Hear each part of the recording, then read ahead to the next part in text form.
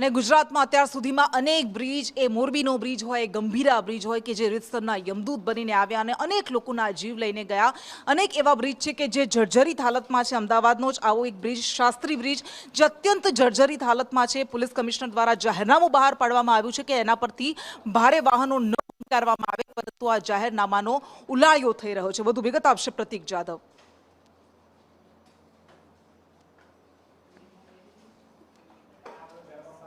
જેવી દુર્ઘટના ફરી ન સર્જાય તેના માટે અમદાવાદ સહિત રાજ્યભરના તમામ બ્રિજોની ચકાસણી કરવામાં આવી હતી, જેમાંથી જે બ્રિજો જર્જરિત હાલતમાં છે તે બ્રિજો ઉપર ભારે તેમજ પેસેન્જર વાહનોને પ્રતિબંધ મૂકવામાં આવ્યા છે. અમદાવાદનો શાસ્ત્રી બ્રિજ કે જે વિશાલાથી નારોલ તરફ જઈ રહ્યો છે અને આ બ્રિજ ઉપર પણ ભારે તેમજ પેસેન્જર વાહનોને પ્રતિબંધ મૂકવામાં આવ્યો છે. તેમ છતાં પણ વિના રોકટોકે આ બ્રિજ ઉપરથી ભારે તેમજ પેસેન્જર વાહનો છે તે અવર જવર કરી રહ્યા છે. મહત્વનું છે કે અમદાવાદ શહેર પોલીસ કમિશનર દ્વારા જાહેરનામું બહાર પાડવામાં આવ્યું છે, જેના ભાગરૂપે આ બ્રિજ ઉપરથી ભારે તેમજ પેસેન્જર વાહનોને મુસાફરી કરવી પ્રતિબંધ છે. તેમ છતાં પણ વિના રોકટોકે અહીંયાથી ભારે તેમજ પેસેન્જર વાહનો અવર જવર કરી રહ્યા છે. તેનું એકમાત્ર કારણ એ છે કે આ બ્રિજની બંને બાજુ ન તો કોઈ પોલીસ કર્મચારી છે, ન તો કોઈ અધિકારી છે, ન તો કોઈ પણ પ્રકારના બેરિકેડ લગાવ્યા છે ભારે વાહનોને રોકવા માટે. અને આ જ કારણથી વિના રોકટોકે અહીંયાથી મોટા અને પેસેન્જર વાહનો છે તે પસાર થઈ રહ્યા છે, જે આવનારા દિવસોમાં કોઈ મોટી દુર્ઘટના સર્જી શકે છે. મહત્વનું છે કે અમદાવાદ શહેર પોલીસ કમિશનરે